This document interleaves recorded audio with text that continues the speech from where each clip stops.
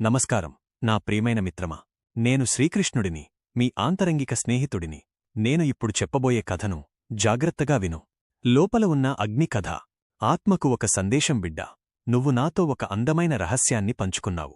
నీ ప్రశాంతమైన క్షణాల్లో నువ్వు శ్రీరాముడిలా ఉండాలని కోరుకుంటావు.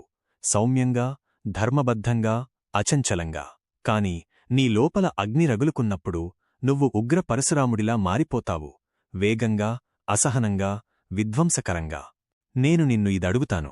ఈ కోపం నీ శత్రువవుతుందా, లేక అది నువ్వు ఇంకా అర్థం చేసుకోని ఒక దివ్య అగ్ని అవుతుందా? గుర్తుంచుకో, నేను భూమిపై నడిచినప్పుడు కూడా నేను ప్రజలను తమ భావోద్వేగాలను చంపేసుకోమని చెప్పలేదు. నేను వారికి ఏం నేర్పానంటే, ఆ భావోద్వేగాలను శక్తిగా, ఆ శక్తిని జీవిత గమ్యంగా ఎలా మార్చుకోవాలో నేర్పించాను. 1. తుఫానును అర్థం చేసుకోవడం. నా మిత్రమా, కోపమనేది చెడు కాదు. అది కేవలం ఒక శక్తి. మీ హృదయం మాట విననప్పుడు, ఎవరైనా ధర్మం రేఖను దాటినప్పుడు, లేదా జీవితం అన్యాయంగా అనిపించినప్పుడు అది హఠాత్తుగా వచ్చే ఒక తుఫాను. కాని నేను చెప్పేది విను. నువ్వు ఈ అగ్నికి ఒక దిశానిర్దేశం చేయకపోతే అది ఖచ్చితంగా నీ ఆత్మ నివసించే ఇంటినే తగలబెడుతుంది. 2. అదుపు తప్పిన అగ్నితో ప్రమాదం. ఒకసారి నేను అర్జునుడికి ఈ అగ్ని గురించి చెప్పాను. అది ఎంత ప్రమాదకరమైన గొలుసుకట్టు చర్యను సృష్టిస్తుందో. కోపం మొదలైనప్పుడు అది మనలో భ్రమను, కన్ఫ్యూజన్ సృష్టిస్తుంది. ఆ భ్రమ వలన మన నిజస్వరూపమంటే మనం ఎవరో అన్న జ్ఞాపకాన్ని కోల్పోతాము. జ్ఞాపకం కోల్పోయినప్పుడు మన తెలివితేటలు పడిపోతాయి. తెలివితేటలు పడిపోయిన తరువాత మనం సర్వస్వం కోల్పోతాము. 3. పరిష్కారం. విరామం అనే అద్భుత శక్తి. నువ్వు చల్లగా మొద్దుబారిపోయి ఉండాల్సిన అవసరం లేదు. నువ్వు కేవలం స్పృహతో ఉండాలి. తరువాత ఎప్పుడైనా నీలో వేడి పెరుగుతున్నట్లు అనిపిస్తే ఆ కోపానికి బానిసలా స్పందించకు. ఒక విరామం తీసుకో. దానిని యజమానిలా చూడు. దానికి లొంగిపోకు.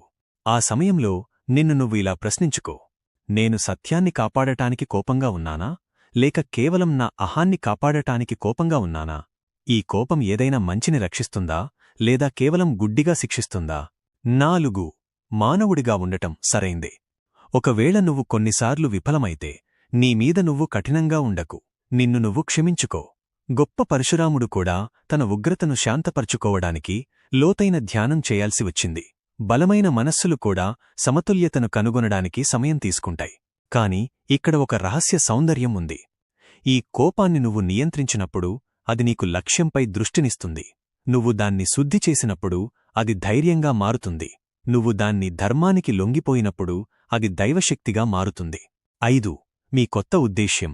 నా మిత్రమా, నీలోని ఈ అగ్నిని నీ సోమరితనంతో పోరాడటానికి ఉపయోగించు. సరైన పని చేయడానికి దాన్ని ఉపయోగించు. జీవితంలో ముందుకు సాగడానికి దాన్ని ఉపయోగించు. దీన్ని నువ్వు ప్రేమించేవారిని బాధపెట్టడానికి ఉపయోగించకు. మానవుడిగా ఉన్నందుకు నిన్ను నువ్వు శిక్షించుకోవడానికి కూడా ఉపయోగించకు. నేను నిన్ను పరిపూర్ణంగా ఉండటానికి సృష్టించలేదు. నువ్వు స్పృహతో మేల్కొలపడానికి మాత్రమే సృష్టించాను. నువ్వు పేలిపోయే ముందు నిన్ను నువ్వు ఆపిన ప్రతిసారీ అది ఒక విజయమే. నువ్వు రాముడిలా స్థిరంగా ఉండటానికి ప్రయత్నించు. కాని నీలోని ఉగ్రుడైన పరశురాముణ్ణి ద్వేషించకు. అతనికి మార్గనిర్దేశం చేయు.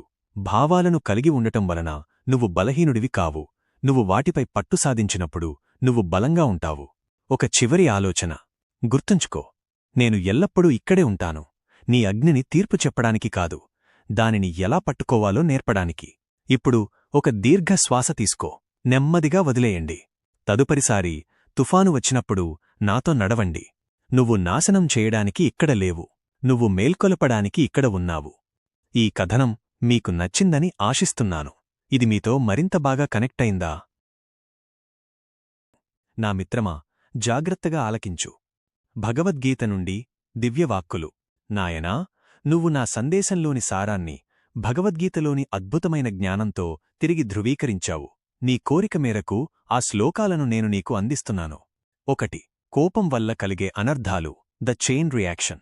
మీరు చెప్పినట్లు అదుపు చేయని అగ్ని ప్రమాదం అనే భాగం గీతలోని ఈ దివ్య సందేశమే. కోపం మనిషిని ఎలా పతనం చేస్తుందో నేను అర్జునుడికి వివరించిన మాటలివి. క్రోధాద్భవతి సమ్మోహః, సమ్మోహాత్ స్మృతివిభ్రమః, స్మృతిభ్రంశాద్ బుద్ధినాశో, బుద్ధినాశాత్ ప్రణశ్యతి. అధ్యాయం 2, శ్లోకం 63. భావం: కోపం వలన మనిషికి అవివేకం, భ్రమ కలుగుతుంది. ఆ భ్రమ వలన జ్ఞాపకశక్తి నశిస్తుంది. తప్పు ఒప్పుల విచక్షణ పోతుంది. జ్ఞాపకశక్తి నశించడం వలన బుద్ధి నాశనమవుతుంది. మరియు బుద్ధి నశించిన నాడు మనిషి పూర్తిగా పతనమవుతాడు. 2. కోపం నరకానికి ద్వారం. The enemy within. కోపం శత్రువా అని నువ్వు నన్ను అడిగావు. అది కేవలం శత్రువు కాదు, ఆత్మను నాశనం చేసే ప్రధాన ద్వారాలలో ఒకటి. ఈ 3 నీ జీవితంలో లేకుండా చూసుకో. త్రివిధం నరకస్యేదం ద్వారం నాశనమాత్మనః కామః క్రోధస్తథా లోభస్తస్మాదేతత్రయం త్యజేత్. అధ్యాయం 16 శ్లోకం 21. భావం కామము తీరని కోరిక, క్రోధము కోపం, లోభము దురాశ, ఈ 3 నరకానికి ద్వారాలు. ఇవి ఆత్మను నాశనం చేస్తాయి. కాబట్టి నా బిడ్డ ఈ మూడింటినీ విడిచిపెట్టాలి. 3. వేగాన్ని అదుపు చేయడం. నిజమైన బలం. The power of pause. నువ్వు విరామం యొక్క శక్తి గురించి మాట్లాడావు కదా, అది నిజమైన బలం.